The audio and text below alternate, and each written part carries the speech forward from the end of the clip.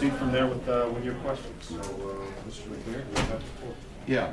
Well, first of all, we're delighted that Houston's going to be able to host Super Bowl again. We were the host in 2004, and the city really loved hosting the NFL, and I think those of you who were there had a good time, and we're going to see that you have a good time again in 2017. This year, or this event, not this year, but in 2017, we're in a much better position to host the Super Bowl than we were then, because we now have Discovery Green downtown, which is right in the center of town, a 12.5-acre park, and the Civic Center borders on one side, the Hilton Americas Hotel is on one side, the new Marriott is going to be on the other side, and there's room for sponsorship activities all around the park, so you can have all of your pregame activities centered right there in that park area, and we were not able to do that before. If you recall, we had a street party on Friday night and Saturday night. In 2004, we had about 75,000 people out for each of those. But we had to close off streets and do a number of things. Well, here we can accommodate over 100,000 people at Discovery Green without having to close off any streets. So I think the facilities are ideal for a Super Bowl. And then, of course, with Reliant Park, we've got Reliant Stadium, and everybody that plays there enjoys playing there. They like the facility. And we'll also have the tailgating experience out there in the Reliant Center, so people can go in for the tailgating and just walk from there right across the street to the stadium. So the facilities are unsurpassed for holding this type of an event, and Houston's looking forward to it and all excited, and so I know that it'll be a very pleasurable experience for everyone. We'll open up for questions. Can you talk about, you said regional and 10-day. Could you talk about the plan for those two, please? Yes, we will. We'll start with the NFL experience on the weekend prior to the game, and we'll have street parties and festivities starting that weekend, and then we'll be inviting people from all of the surrounding cities in Texas to come join in the celebration.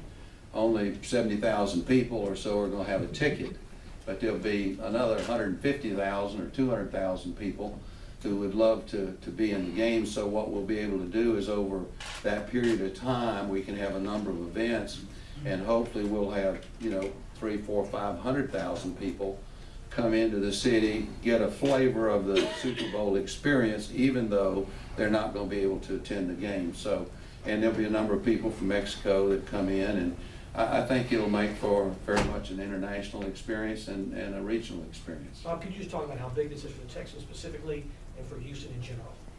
How big it is? Yes, right. Well, it's one of the biggest events in the world, and I think we have to have space for like 1,200 media people. Right. So I'd say that's pretty good coverage when you got 1,200 people there. And you guys might be able to come down there for 10 days, since we start 10 days before the game. But it really is an opportunity not only to showcase the NFL, but to showcase Houston. And Houston is a beautiful city, and it's a very hospitable city, and it's a very prosperous city. It's really one of the most successful cities in the country, and it's an opportunity for people around the world to see what a great city Houston is. Mr. McNair, first of all, congratulations. Thank you. Second, there was talk that the league was concerned about the parking issue. Were you able to work that out? Is that the closing deal? No, I think that was with someone else, because we've got 26,000 parking places at Reliant Park. Or misprint, perhaps? Yeah, maybe a misprint. Yeah. Or somebody misspoke. That's Yeah. what they say in government, right? Right. They misspoke.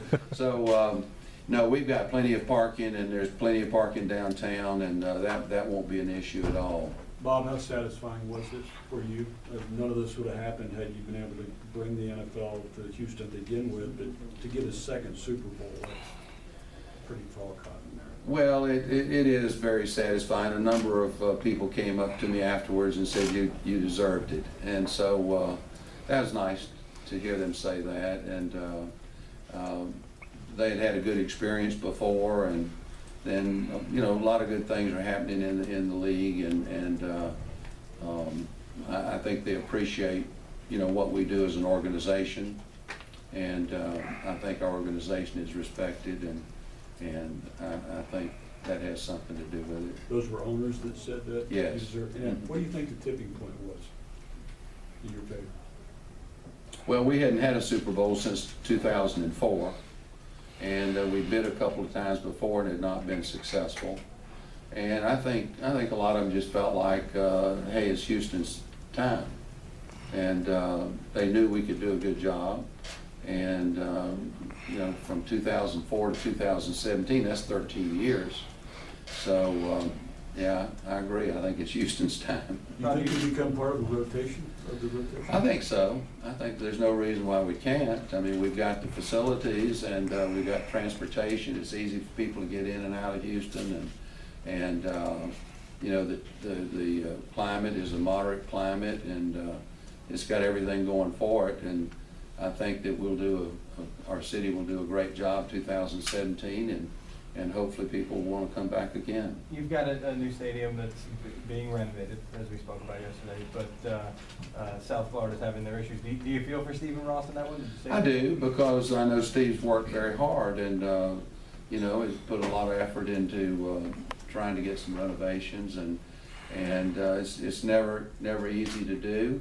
And so I know how disappointed he is, and you know, I hope he's successful in getting those renovations made down there. Mr. McNair, do you dream of having your team in your Super Bowl?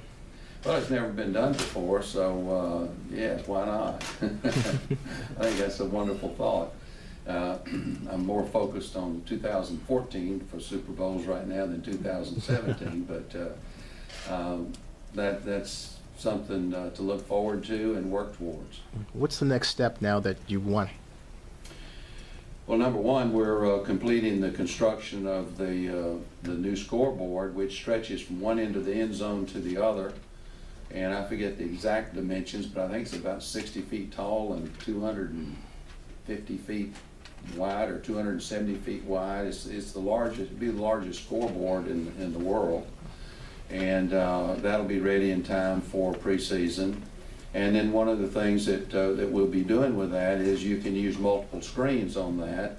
And so we want to be able to make the fans' experience there something that they don't have on television. And we want it to be a special experience for them. So this gives us a resource that will help us do that. Bob, did you talk to them about getting them out on their planes quicker on Monday?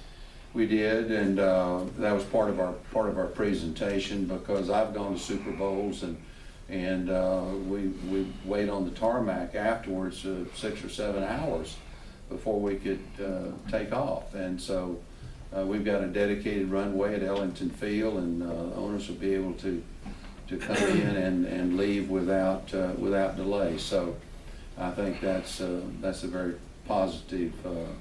That'll make it a very positive experience for the owners. It's as all of you know, during Super Bowl week, with so many activities and so much going on, sometimes it's a little difficult to get around, and it can sort of wear you out. And people who have been to a number of these, as many of our owners have, sometimes don't attend just because you know, it's quite an effort for them. So to the extent that we can make it easier, we'll get more of them to attend, and that was my message to them. Number one, thank you for voting for us, and number two, we want to make this a wonderful experience for you, and we want all of you to be there. And so we'll be working at that. Bob, what were your emotions when the commissioner said Houston? Well, it was sort of a relief. I had talked to just about all the owners before, and you know, I've been assured that they were all voting for us, but it's a secret. So there, you still wait for the votes to be counted, but you know, I felt pretty good about it. I thought we were in a very good position, but you never know what'll happen until everybody casts the ballot, and so I was very appreciative of owners voting for us. What about all those people that have worked so hard to make this happen besides you? How do you feel about the job they've done? Well, I think they did an outstanding job. I thought our video presentation was outstanding, and you know, even though Secretary Baker wasn't with us, you know, he led off our video, and everybody has such great respect for him.